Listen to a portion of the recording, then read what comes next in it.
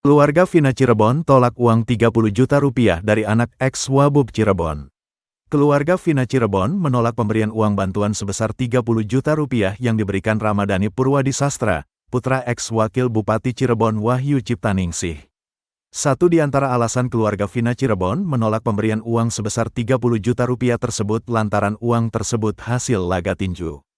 Diketahui, Vina adalah gadis 16 tahun asal Kampung Samadikun, Kecamatan Kejaksan, Kota Cirebon, Jawa Barat, yang tewas bersama kekasihnya, Eki, di Jalan Raya Talu, Kecamatan Talun, Kabupaten Cirebon, Jawa Barat pada Sabtu tanggal 27 Agustus tahun 2016.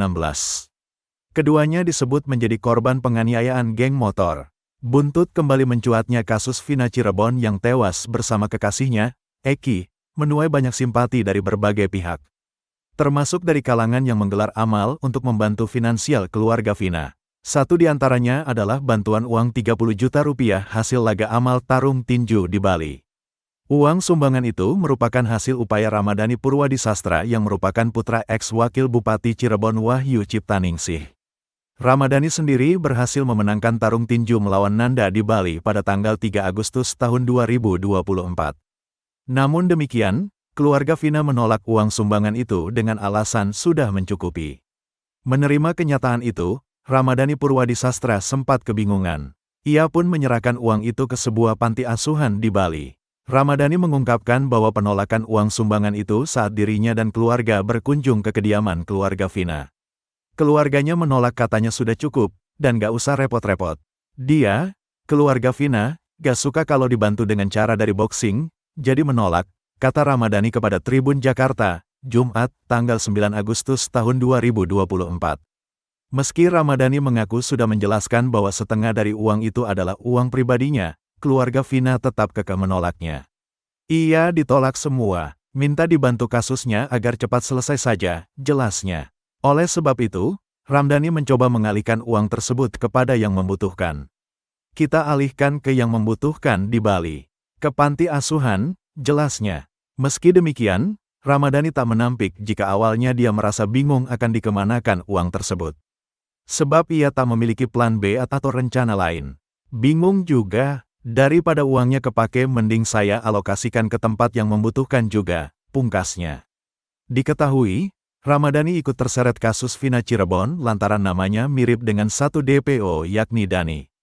Padahal dua DPO atas nama Andi dan Dani disebut polisi fiktif. Namun ia kadung dibully dan dirujak abis netizen meski saat peristiwa pembunuhan itu terjadi, usia Ramadhani baru menginjak 11 tahun. Bahkan dirinya sampai diteriaki pembunuh ketika keluar rumah. Guna membuktikan ketidakterlibatannya, Ramadhani sering membantah dan akhirnya mengadakan laga amal ini dengan hasil yang akan diberikan untuk keluarga Vina Cirebon. Namun, keluarga Vina justru menolak menerima uang yang diberikan oleh Ramadhani usai memenangkan pertandingan tinju. Melalui unggahan di Instagram pribadinya, Ramadhani mengaku memenangkan pertandingan boxing tersebut dengan hasil menang KO di ronde pertama. Dengan demikian, Ramadhani mendapatkan fee sebesar 15 juta rupiah seperti kesepakatan awal yang telah dijanjikan. Kemudian, besaran tersebut ditambahkan atau dilipat gandakan dengan hasil tabungannya sendiri. Sehingga secara total, keluarga Vina menolak 30 juta rupiah yang diberikan oleh Ramadhani.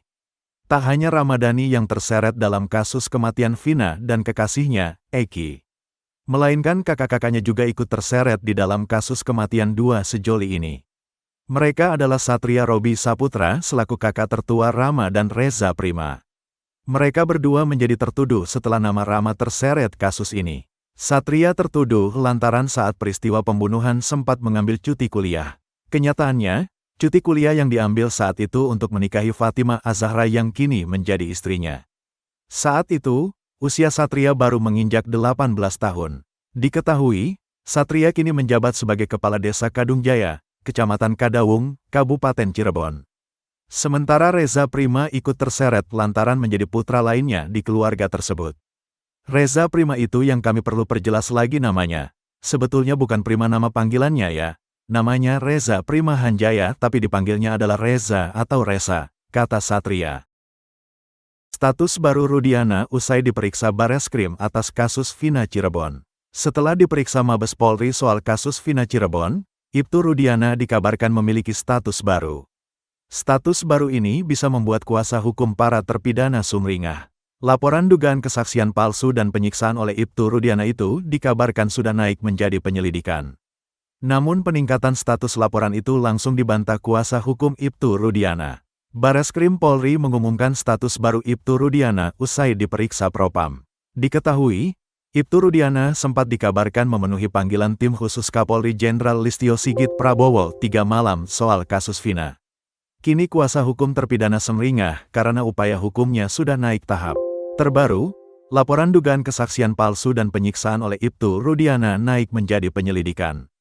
Bareskrim memanggil kuasa hukum pelapor, yang tidak lain adalah salah satu terpidana atas nama Hadi Saputra hari ini. Hari ini kami di Bareskrim bersama dengan tim dalam rangka memenuhi undangan dari penyidik Bareskrim terkait laporan kami LP terhadap Bapak Rudiana, kata kuasa hukum para terpidana, Jutek Bongso, di Bareskrim Polri, Jakarta, Kamis, tanggal 8 Agustus tahun 2024. Lebih lanjut, Jutek menjelaskan, dia dan tim diperiksa sebagai kuasa hukum pelapor.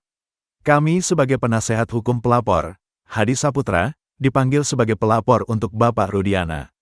Ini masih berlangsung pemeriksaan, di mana gelar pertama sudah dilakukan minggu lalu, dan ini sudah masuk tahap penyelidikan oleh Mabes Polri, lanjutnya.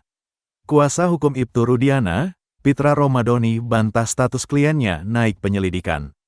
Diketahui, Ibtu Rudiana dilaporkan terpidana kasus Vina Cirebon atas dugaan kesaksian palsu dan melakukan penyiksaan 2016 silam.